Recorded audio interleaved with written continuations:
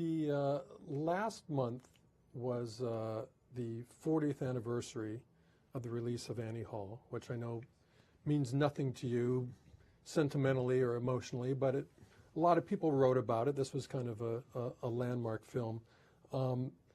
Does it, my stock line about Annie Hall, by the way, what I always say is that every contemporary comedy director is still trying to make Annie Hall, except for the guy who actually made it, who thinks the film is overrated. You don't dislike Annie Hall, but are you a little bit bewildered why that film has still so much sentimental appeal to people 40 years later, and they still make a big deal about it and talk about it? It's likable to people. I mean, you know, for some reason that film was very likable. I've made better films than that. You know, take them. Match Point is a better film. I know you like Purple Rose. Purple Rose of Cairo is a better film. The French one, Midnight in Paris, is a better film. Vicky Cristina Barcelona is as good. You know, I mean, I've made films that were as good, but for some reason that's got some little charismatic, inexplicable hold on people. That in Manhattan too. All over the world, Manhattan plays all the time. It's got some, you know, nothing that I did. I mean, it's sheer chance. No, you just wrote and directed it. No, but I mean, I make them, and I make them, and through sheer surprise to me, ones that I think are perfectly delightful, nobody's interested in, and another one that I think is, yeah, that's fine, they're ultra interested in. You know, it's all ultimately a crapshoot, right? I mean, you make your best attempt. Live Facebook. I've dropped my pages. I'm going to wait until you talk before I pick them up. Okay, well, so the camera can be on you. It is a crapshoot. But you put the same effort into every picture. And so I remember now when I was doing the documentary on you, I was in London filming the making of You'll Meet a Tall Dark Stranger. Mm-hmm. And when I saw the finished film, I thought, that's a very good film. I liked that film. I enjoyed it a lot. It did very little business. Mm-hmm. And then Midnight in Paris came out, I guess, the next year, which did huge business. Was it that much a better film than Tall Dark Stranger? I don't know. Not necessarily a better film. It's got, there are films that just have more appeal than other films. Look, let's not take my films for the moment. The Bicycle Thief or Rashomon probably made a lot less money than, you know, Titanic. But they're, you know, they are better films. They're greater masterpieces, you know, by not one can't even discuss them in the same breath because they're works of great art. So it is. Citizen Kane was not a big moneymaker when it came out. Right. It has nothing to do with the better film. It's not that Midnight in Paris is a better film. It's that audiences enjoy it more,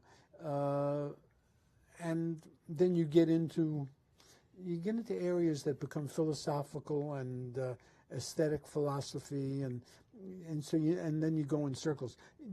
For some reason, some films just have a commercial appeal and others do not. Look, take Billy Wilder made that film Ace in the Hole. And he also made Some Like It Hot. I don't find Some Like It Hot amusing in any way at all. I find it a nothing film. I find Ace in the Hole a terrific film, terrific. Whereas Some Like It Hot gets all the adulation and all the warmth that people feel and all the box office. Ace in the Hole gets relatively nothing. You know, so then you get into personal taste and areas of aesthetic judgment, and so there's no way to think about these things. You turned me on to the Sidney Lumet film, The Hill. I had dinner with our mutual friend Terry Zweigoff the other night. Mm-hmm. You recommended that film to both of us. Mm-hmm. We both saw it and loved it.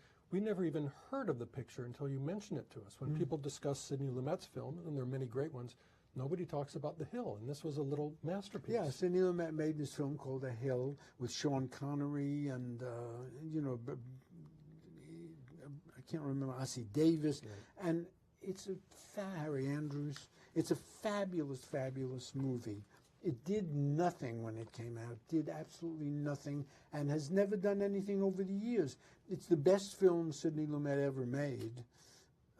And it's the best film a lot of people could have ever made. It's a terrific movie. But it didn't have mass appeal or even small mass appeal, tiny appeal, but it's great. And you watch it, you're riveted from start to finish. Everybody's brilliant in it. The story's great, told beautifully, shot beautifully. There's no accounting for these things. So all you can do is what I do, not out of having thought this out, but instinctively. You make your film, you put it out, and move on to the next film. And what happens to it happens. People want to see it, they see it. Critics like it, they like it. They don't, they don't. People like it, they don't.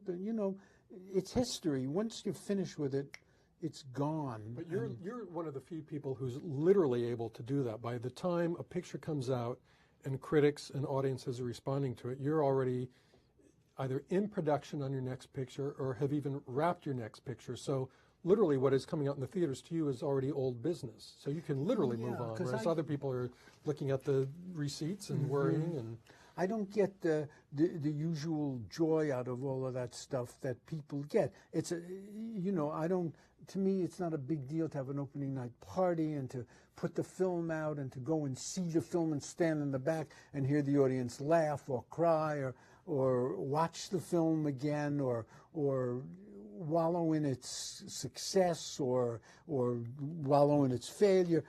Once you're finished with the film, the fun is in writing the film and then casting it and getting the costumes and working with, talented people and sophisticated, gifted men and charming, beautiful women and Cole Porter's music. And, you work for a year on something or 6 months on something, and it's great and it's fun and you're solving solvable problems. So if I can't get my third act on the film right, it doesn't mean I die.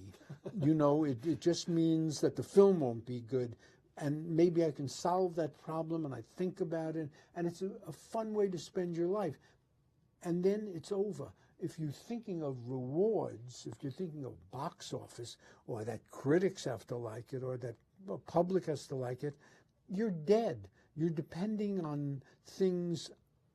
You're getting your kicks in the wrong area. Your kicks have to be making the film, the actual joy of making the film and the disappointments and how you circumnavigate them and solve the problems and all that. And then when it's over, you look at it and you think, oh God, when I wrote it, it was so great and now it's so terrible. How did this happen? What went wrong? I made all the wrong choices. And you think, well, the next one will be better.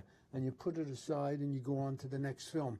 But if you're there and you're thinking, well, I can't wait till the critics see this. I can't wait till the public breaks the doors down and the box office records are, then you're dependent for your enjoyment on other people's taste and other people's opinions. And I'm not interested in their opinion. The first film I ever worked on, What's New Pussycat, was a loathsome film.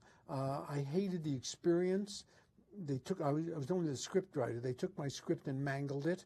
They put the film out. The film was a big hit. It made the most money of any comedy to its time at that time. And I got no joy out of it. I was embarrassed by it. I hated it.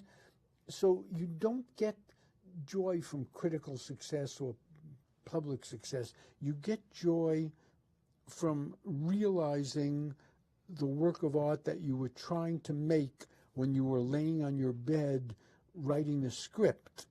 And then all of a sudden you visualize it and you've made it happen. You spent, $15 million or something, or more sometimes, and made it happen. And you say, gee, I'm proud of this. I had that feeling. I very rarely have that feeling. I usually want to shoot myself. But I had that feeling with Match Point. When I was finished, I thought, my God, everything went right. I got the actors I wanted. You know, this 19-year-old girl, Scarlett Johansson, is amazing. The guys are great. You said it even rained when you needed it to rain on set. Everything I fell couldn't into make a place. mistake. I couldn't screw myself even if I tried to. I'd show up and I needed a sunny day, I got it. I needed a rainy day, I got it. It was just amazing. And the film came out, I actually liked it. I thought, yes, this is what I wrote, and it's up there on the screen. So that was a big thrill for me. That rarely happened. There may have been just one out of 48 or something. But it did happen.